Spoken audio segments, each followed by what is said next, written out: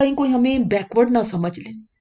مسلمان ملکوں میں تو یہ ہوتا ہے کہ وہاں تو سب کو ہی پتا ہے مسلمان ہی ہے، لیکن یہ پرابلم ہوتا ہے ہاں ہمیں کوئی بیکورڈ نہ سمجھ لے، ہمیں کوئی حقیر نہ سمجھ لے. ہاں ایک اس طرح سے جاؤں گی تو جتنا اپنے آپ کو دکھا سکوں کہ میں میرا اسلام سے کوئی زیادہ تعلق نہیں، اتنی میں ماڈ اسکواڈ کہلاؤں گی.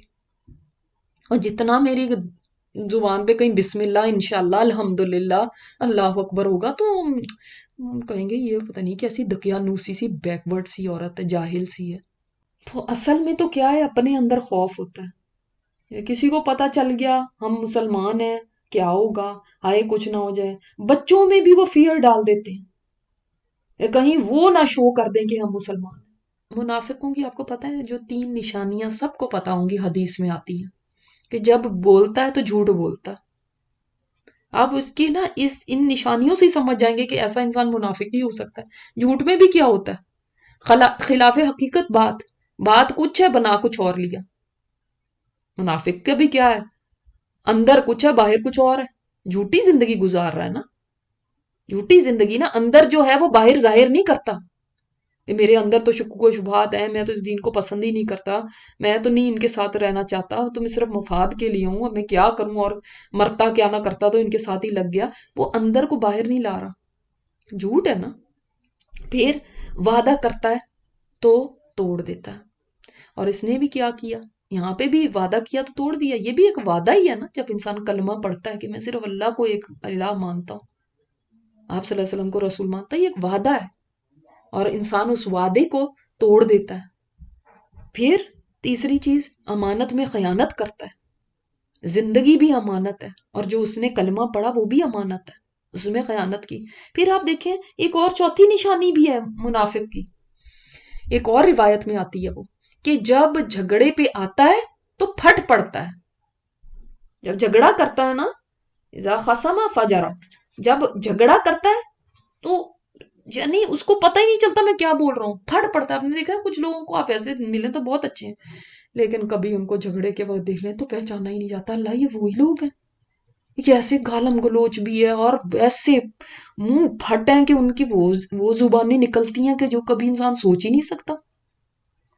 تو یہ منافقوں کی نشانیاں ہیں. اگر ان میں سے کسی کے اندر ایک نشانی ہے تو وہ اتنے درجے کا منافق ہے. کیا جھوٹ ہے میری زندگی؟ اور جھوٹ صرف یہ نہیں ہے کہ اچھا میں درزی کے پاس گئی اور میں نے کہا میری تو فلائٹ ہے کل، مجھے جلدی کپڑے چاہیے، ہمارے ہاں تو شادی ہے جلدی چاہیے بس، اور ابھی فلائٹ میں ہفتہ پڑا ہوا. صرف یہ جھوٹ نہیں ہے. اور صرف یہ جھوٹ نہیں ہے کہ ہم جا کے بازار میں کہیں کہ آئے میں تو یہ کپڑا فلاں دن اتنے کا لے کے گئی تھی اور فلاں دکان والا تو اتنے کا دے رہا ہے اور تم اتنے کا دے رہے ہو. صرف یہ جھوٹ نہیں ہے. اور صرف یہ جھوٹ نہیں ہے کہ ہم کسی کو کہہ دیں ہاں میں لیٹ ہوئی تھی، وہ اصل میں کیا ہوا ٹریفک بہت ہی، حالانکہ گھر میں سے ہی لیٹ نکلے تھے، اب کیا کریں. صرف یہ جھوٹ نہیں ہے کہ ہم کسی کو کہہ دیں کہ ہاں میں آپ کے ہاں اس لیے نہیں آ سکتی کہ اس دن میری فلاں فلاں چیز ہے، فلاں فلاں اپوائنٹمنٹ ہے، حالانکہ کوئی ایسی چیز نہیں تھی.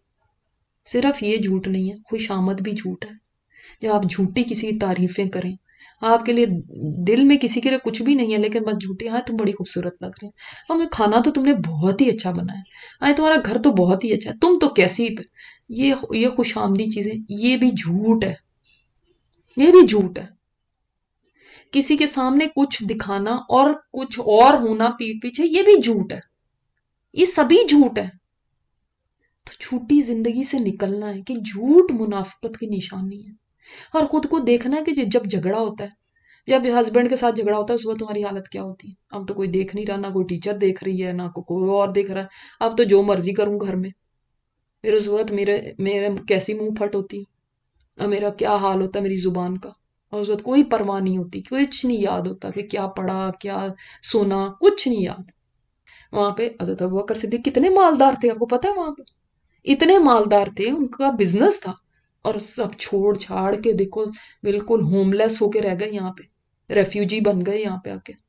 چلو ریفیوجی نہ صحیح، امیگرینٹ تو بن گئے نا نئی جگہ پہ آ کے، اور کوئی گھر نہ باہر نہ کچھ. دیکھو سر، تو یہ تو بڑی بے وقوفی کی بات ہے. حضرت عثمان کو دیکھیں، وہ کتنے مالدار تھے وہاں، اور یہاں پہ خالی ہاتھ. عبد الرحمن بن عوف کو دیکھیں، وہ بھی بہت مالدار تھے. تو کیا کیا انہوں نے؟ اور یہاں پہ بھی آ کے جو ہوتا ہے لٹاتے جاتے ہیں اسلام کے پر، نہ کوئی اپنے بچوں کے لیے رکھتے، نہ گھر بار کا دیکھتے، نہ کچھ ہے.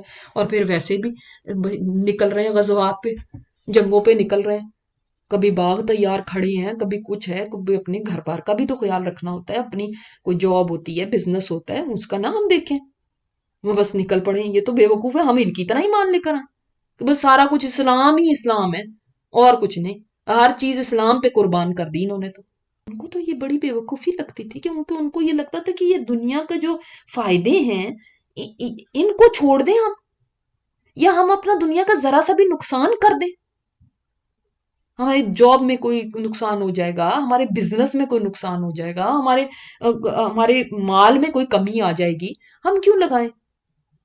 اللہ تعالیٰ نے فرمایا الا انہم ہم السفہاء ولکن لا یعلمون، اصل میں تو سفہاء یہ خود ہے، یہ خود بے وقوف ہیں، اس لیے کہ ان کو کیا پتا وہ کتنے بڑے سودے کر رہے ہیں. ان کو تو اپنی بے وقوفی قیامت کے دن پتہ چلیں گی نا. ان کو تو یہ جو دھوکہ یہ سمجھتے تھے دوسروں کو دے رہے ہیں، ان کو اپنا دھوکہ تو اس دن کھلے گا کہ ہم کتنے دھوکے میں تھے، ہم نے تو اپنے آپ کو دھوکہ دیا، اور ہم کتنے بڑے بے وقوف تھے. انہوں نے تو عقل مندی کی کیونکہ انہوں نے آخرت کے لیے لگا لیا. ہم میں بے وقوف، لیکن ان کو علم ہی نہیں ہے، ان کو سمجھ ہی نہیں، ان کو پتہ ہی نہیں ہے کہ یہ کیا کر رہے ہیں. آج بھی آپ دیکھیں لوگوں میں بے وقوف سمجھا جاتا ہے اس کو جو اپنی آخرت بنانے کے لیے کہیں اپنی دنیا کی ذرا بھی قربانی دے دے. مثلا ہم کئی دفعہ مثالیں دیتے ہیں، اچھا بھلا نارمل تھا، پھر اس کے بعد بس ایسا دین میں لگا، ایسا بس اس نے بس یہی کام پکڑ لیا، کہتے نہیں ایسا. اور یہ پڑھنا پڑھانا، کوئی جاب کریں، کوئی کچھ کریں، کچھ چار پیسے آئیں، یہ کیا پڑھنے بیٹھ گئی ہیں قرآن اور یہ کر رہی ہیں، یہ تو بیوقوفی سمجھی جاتی، یہ تو سمجھی جاتی ہے کہ کیا حماقت ہے. کیا آج بھی ایسا نہیں ہے؟ سوچ سیم ہی ہے، سوچ سیم ہے. آج بھی کئی لوگ اسلام کے نام پہ فساد کرتے ہیں اور وہ کہتے ہیں تو ہم تو بڑے ریفارمرز ہیں، ہم تو اصلاح کر رہے ہیں.